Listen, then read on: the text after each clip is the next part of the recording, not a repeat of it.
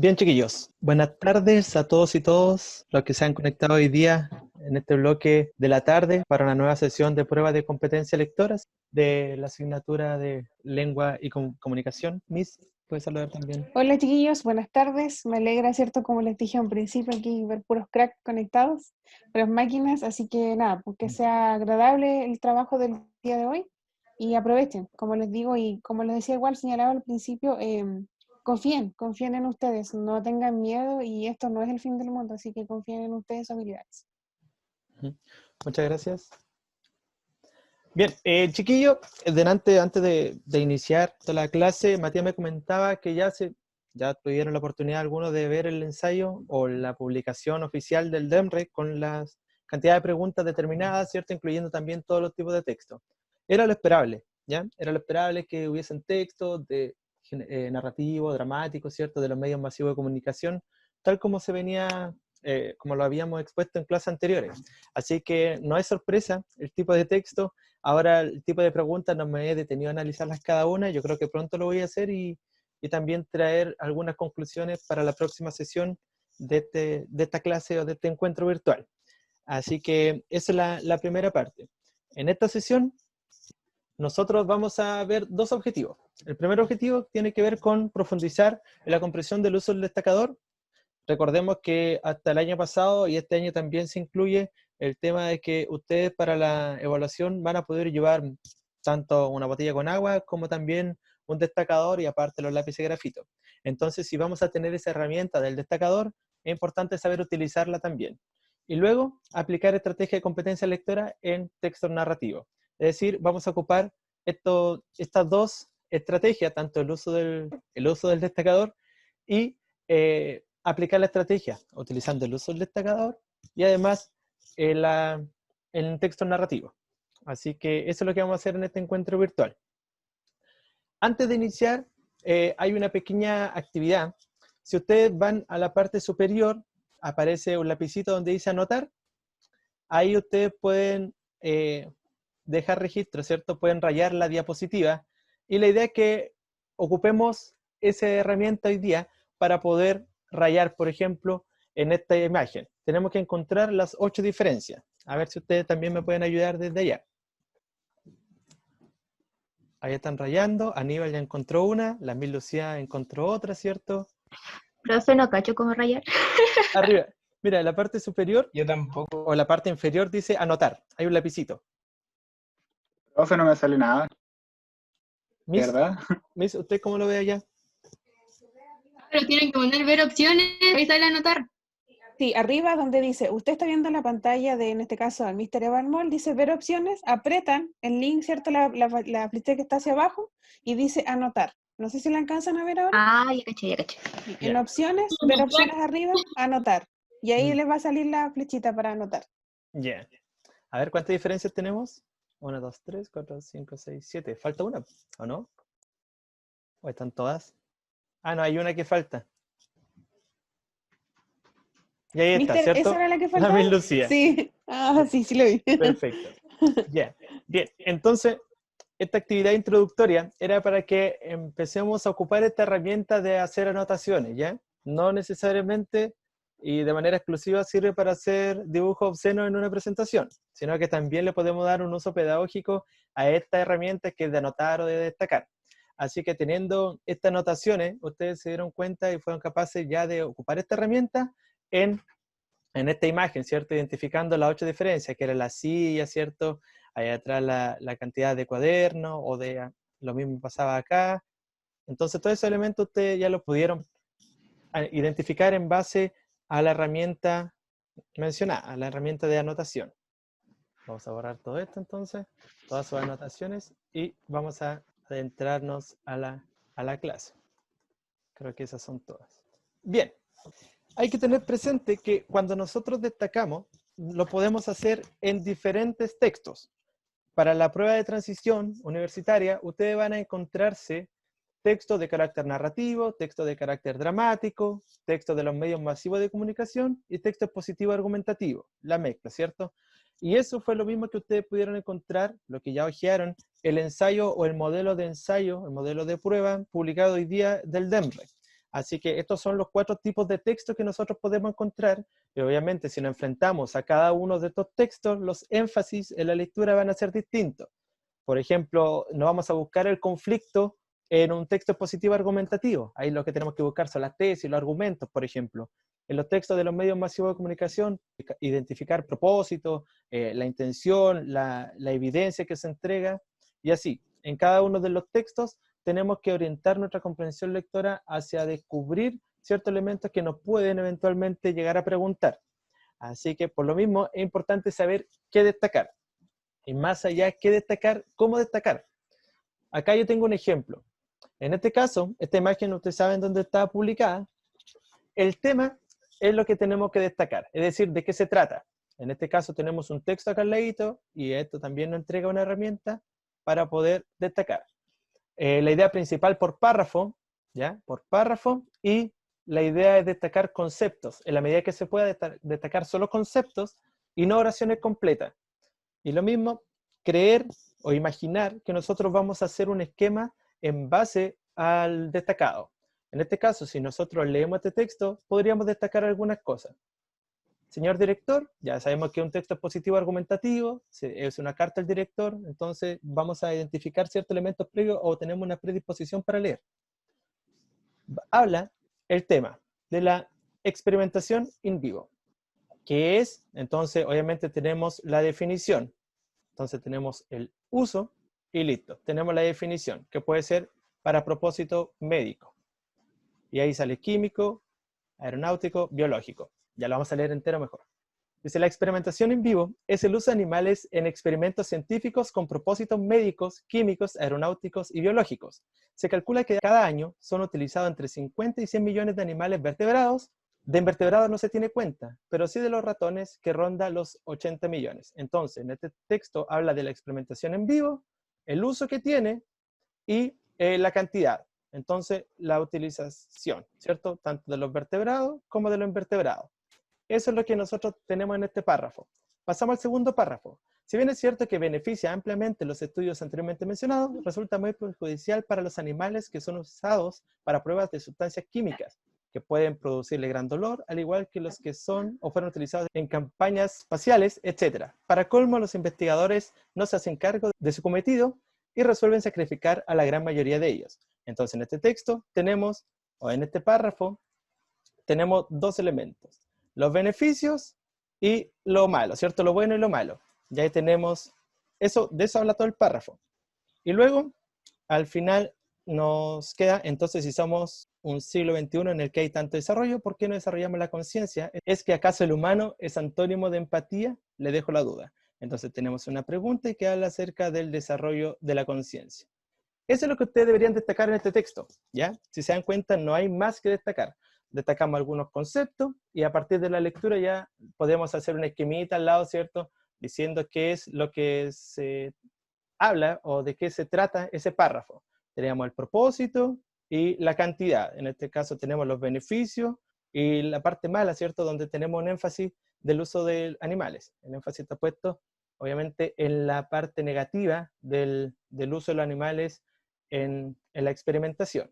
Y finalmente, una conclusión que es una pregunta abierta para poder reflexionar, ¿cierto? Respecto del desarrollo de la conciencia. Eso es lo que nosotros destacaríamos. Y así como ustedes tienen que destacar, leer el párrafo, destacar algunos conceptos.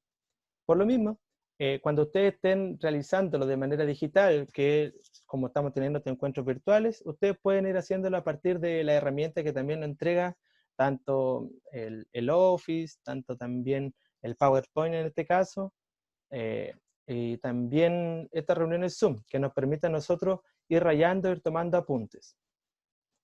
Ahora nos quedamos con esto. Naciste Pintada, que es un texto que es la aplicación. Decíamos que la primera parte de esta clase iba a ser el uso del destacador. Lo aplicamos, ¿cierto?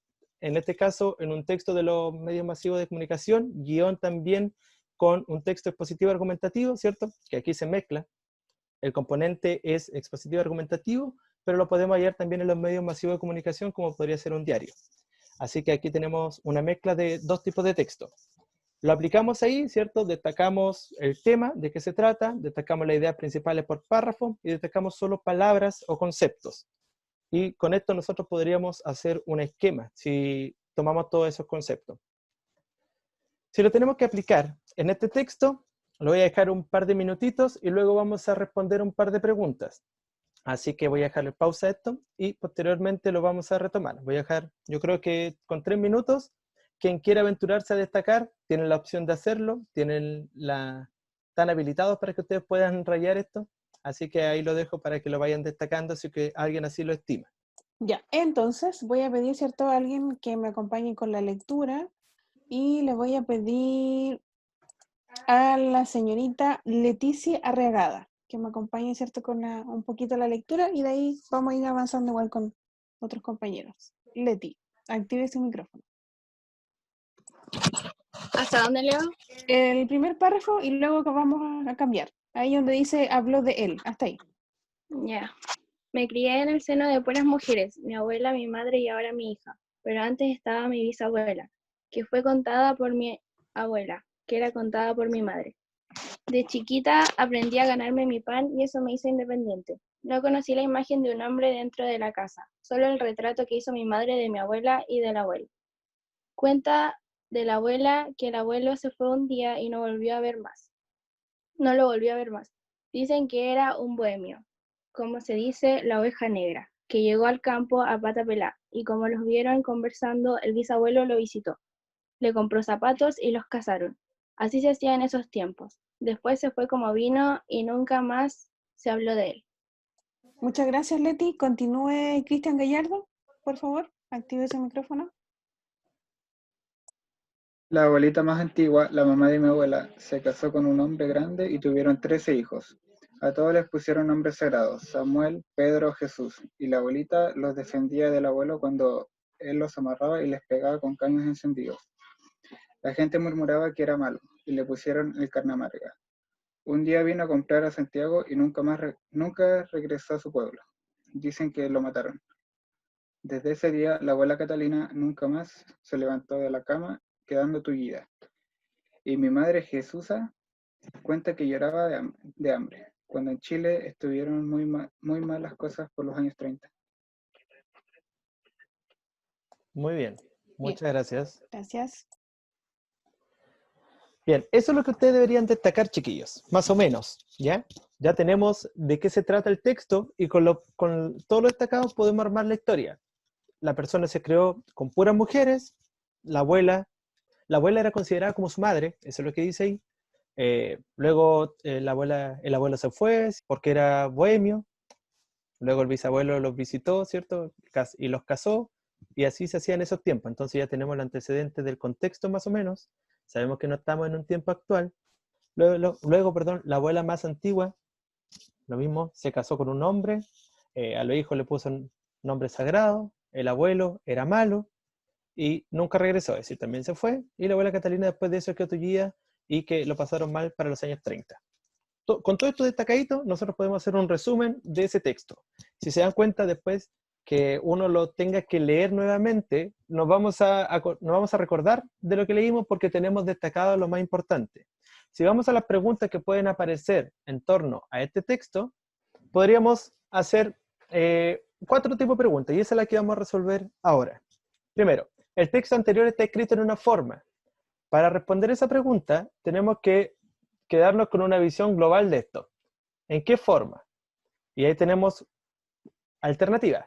Biográfico, de forma íntima, autobiográfico o epistolar. ¿Quién se atreve con alguna alternativa? ¿Sí? Perfecto, nivel. Sería la alternativa correcta, ¿cierto? Autobiográfico. Está en un tono íntimo, pero no es una forma. Eso es lo primero, ¿ya? El tono no es lo mismo que la forma, y en este caso no se narra mucho de la intimidad de la persona, sino que se da cuenta como si fuese una persona hablando de sí mismo. Mister, consulta. Aquí las chiquillas consultan Mayra y Laura. ¿Qué es epistolar? Perfecto. El género epistolar tiene que ver con un género que agrupa todas las cartas, ¿ya? Por ejemplo, si que alguien hace un compilado de todas las cartas que se envían una pareja, ese es el género epistolar, ¿ya? Así que una epístola es una carta, para que lo tengan por ahí presente. La segunda pregunta, a partir de la visión del narrador, es posible determinar que el contexto físico en el que se encuentra es Santiago, un pueblo, el campo, el sur. Aquí, ¿quién se atreve con la alternativa correcta? Aníbal, está una máquina de día. Aníbal, Dice la está. letra B, máquina. Aníbal. ¿Un pueblo? No sé si es que están todos de acuerdo.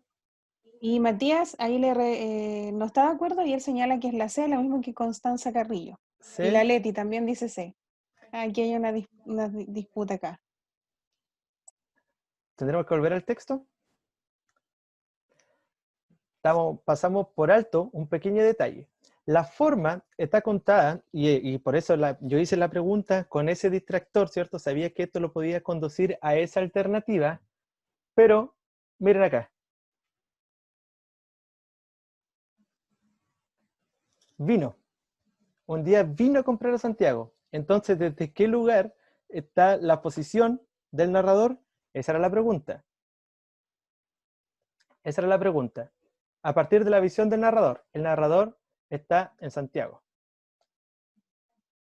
Así que cuando uno pasa por este tipo de lectura, tiene que ir poniendo atención a esos detalles, ¿ya? Que eso era un detalle. Vino, ya no, con eso podemos dilucidar toda la otra.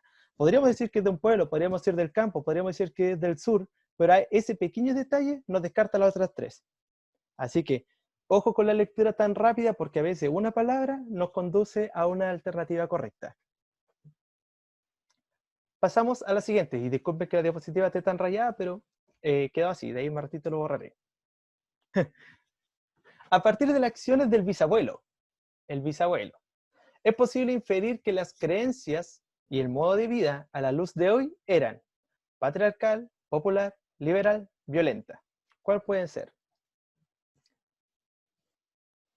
No se desanimen, recuerden que estamos aprendiendo, así que obviamente vamos a ir viendo cómo podemos ir dando cuenta. D, A. Bien. A o B. Tenemos las 4 opciones entonces. Están todas las alternativas. Tenemos Faltó la todas C las alguien. alternativas. Ya. Tenemos que ir donde está el bisabuelo. El bisabuelo está acá. ¿Ya? De él estamos hablando. Entonces tenemos que ver qué se dice de él. El bisabuelo los visitó, le compró zapatos y los casaron. ¿Ya? Eso es lo que dice el abuelo. Una persona que le compra zapatos a otro, no creo que sea violento. ¿Ya? Entonces ahí podríamos descartar esa opción. Liberal, no creo, porque los casó a la fuerza, así que creo que nadie puso la C y eso es correcto, porque esa es la menos correcta que podría llegar a ser.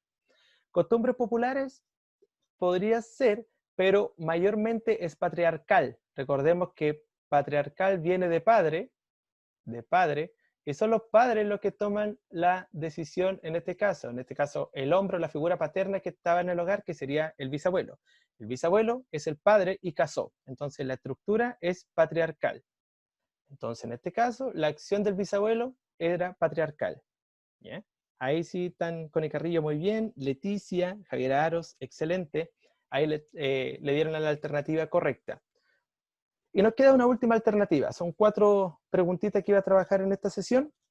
¿Cuál es la relación entre el contexto y los nombres de los 13 hijos? Recordemos que destacamos esa parte de los 13 hijos y decíamos que aquí, ¿cierto? Que tenían nombres sagrados. Ahora, Samuel, Pedro, Jesús, etc. A todos le pusieron nombres sagrados. Entonces tenemos que relacionar el contexto y los nombres. Leamos las alternativas. Que en esa época las creencias populares eran mayormente católicas, porque en esa época era una tradición nombrar a los hijos con nombres bíblicos, porque las abuelas decidían el nombre en base a sus creencias, o porque no existían otros nombres.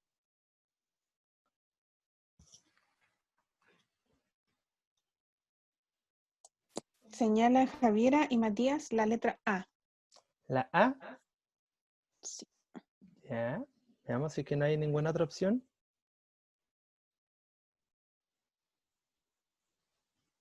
B. Ahí tenemos una nueva opción. Aníbal. Bien. Ahí estamos, ¿cierto? Difícilmente es que no existan otros nombres, así que esa la descartamos de plano. La abuela decidía en el nombre en base a sus creencias, no los podemos inferir en base al texto. Puede que sí, ¿cierto? Pero no lo tenemos la relación entre el contexto. Acá, estas dos son las más cercanas. Vinculan el contexto y los nombres. Entonces aquí tenemos, por ejemplo, las creencias, que es parte del contexto, y la tradición, que también es parte del contexto. Así que en esas dos se incluyen los dos elementos, el contexto y los nombres. Ahora, hay que descartar una. ¿Y cómo se descarta? En esa época las creencias populares eran mayormente católicas, ¿ya? Que sea católico, primero, no significa que sea cristiano. Y aquí nos vamos a ir en una descripción, en una definición. Ya, católico significa que cree en Dios nomás. Y como cree en Dios, los nombres eran cristianos más que católicos. Católico reconoce la presencia de Dios, no de todos los otros nombres que serían, en este caso pueden ser los nombres de los apóstoles. Y ahí obviamente sería cristiano y no católico. En este caso la alternativa correcta es la B. Era una tradición nombrar a los hijos con nombres bíblicos. Ahí tenemos el contexto y los nombres, la parte de la tradición y parte de los bíblicos. Muy bien, entonces. Ahí Aníbal. Descartamos nuevamente la A, porque creo que nos quedó clara la explicación. Las creencias populares eran mayormente cristianas, no católicas. ¿Ya? Esa era la solución a esa pregunta o a esa interrogante. Bien, teniendo estas 4 preguntas, son los tipos de preguntas que nosotros nos podemos encontrar en un texto. Chiquillos, aquí ustedes tienen que perder el respeto a los textos. Ráyenlo, anoten, subrayen, destaquen, no piensen que se va a dañar el texto porque es su texto. Lo mismo que pasa cuando ustedes están leyendo un libro, por ejemplo, que a algunos no les gusta destacar, no les gusta rayarlo porque son un libro y lo quieren cuidar. Pero si el fin es comprender un texto, ráyenlo, háganle anotaciones al margen, si no lo quieren rayar directamente a la hoja, pongan post-it, pero eso les sirve para profundizar en la comprensión. Y no solo destacar el texto, sino en este caso también destacar las preguntas. Acá pusimos atención, en este caso, a ciertos elementos de la pregunta que también nos delimita para saber qué tenemos que responder.